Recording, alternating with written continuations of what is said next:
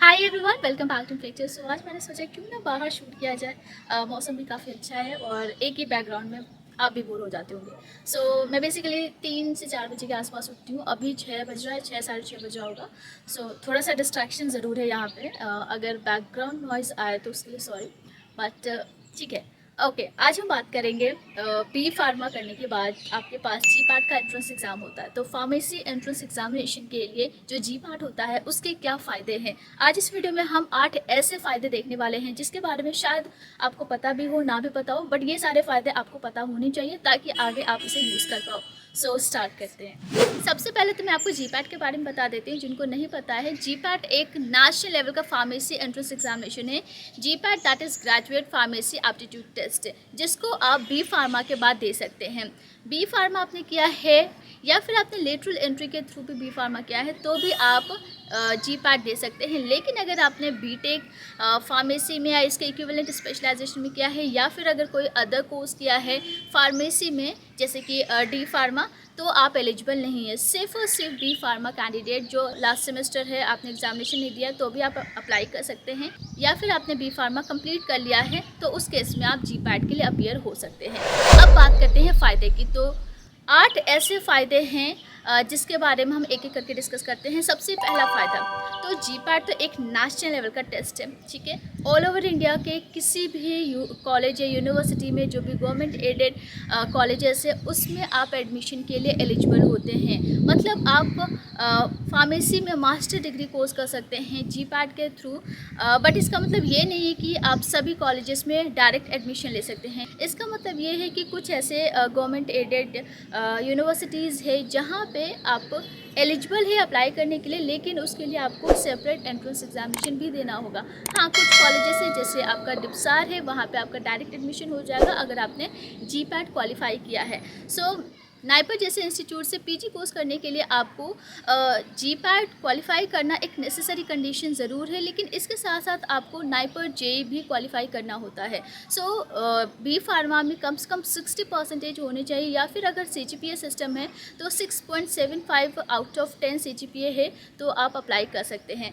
इसी तरीके से और भी जैसे आपका BHU IT है, IIT है।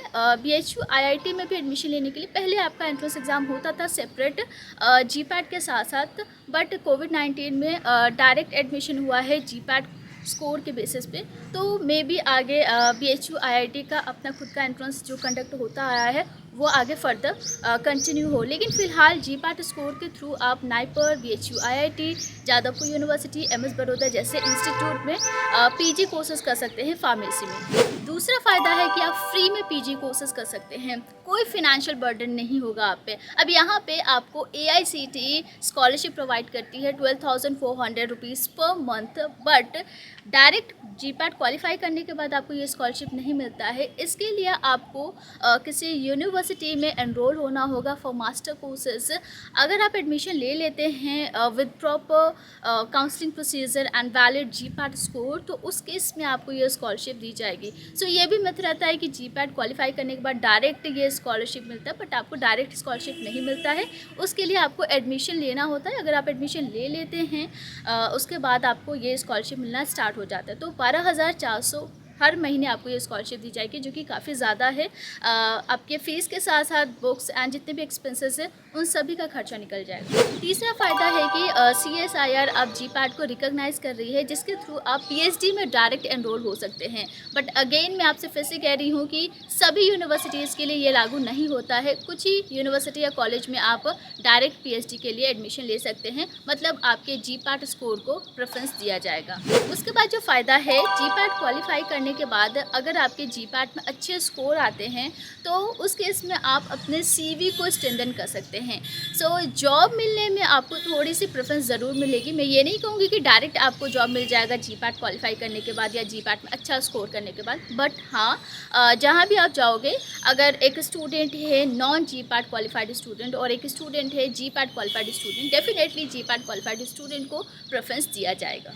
अगर आप रिसर्च एंड डेवलपमेंट और फार्मास्यूटिकल साइंसेस एंड मैनेजमेंट में करियर बनाना चाहते हैं, रिसर्च में अपना करियर बनाना चाहते हैं, तो उसके लिए आपको जी पैट देना कंपलसरी नहीं है। लेकिन अगर आप जी पैट देते हैं तो नाइपर, JEE, पीएचडी के लिए एलिजिबल होते हैं। तो ये भी इम्पॉर्टेंट पॉइंट है कि अगर आप पीएचडी कोर्स करना चाहते हैं तो अगर आप जीपैट दे रहे हैं तो कहीं ना कहीं आपको प्रेफरेंस दिया जाएगा। नेक्स्ट जो बेनिफिट है, अगर आप किसी इंडस्ट्री या अकेडमिक के जॉब इंटरव्यूज़ के लिए जा रहे हैं तो वहाँ पे आपको प्रेफरेंस दिया जाएगा।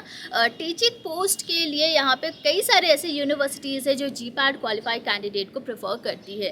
तो ये सारे बेनिफिट्स हैं अगर आप जीपैट क्वालिफाई करते हैं।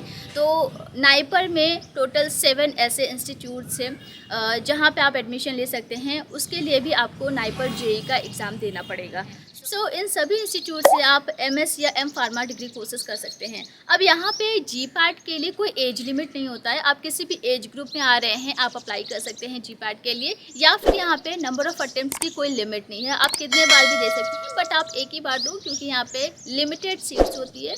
तो आप एक बार भी क्वालिफाई करते हैं। क्वालिफाई करने के लिए 150 मार्क्स चाहिए। अगर आप 35 से 40 क्वेश्चन सही करते हैं तो आप ईजिली 150 के प्लस स्कोर कर पाते हैं और आप जीपैट क्वालिफाई कर लेते हैं। लेकिन अगर आप बीएचयू आईआईटी में एडमिशन लेना चाहते हो तो उसके लिए आपको टॉप 100 रैंक में आना पड़ता है और फॉर दैट आपको जीपैट में अच्छा स्कोर करना पड़ेगा। कोई भी डाउट है आपको जीपैट से रिलेटेड या फिर D pharma, B pharma, M pharma, pharm D से रिलेटेड, तो उसके लिए आप कमेंट कर सकते हैं। वीडियो को ज़्यादा से ज़्यादा शेयर कर दीजिएगा। Thank you so much.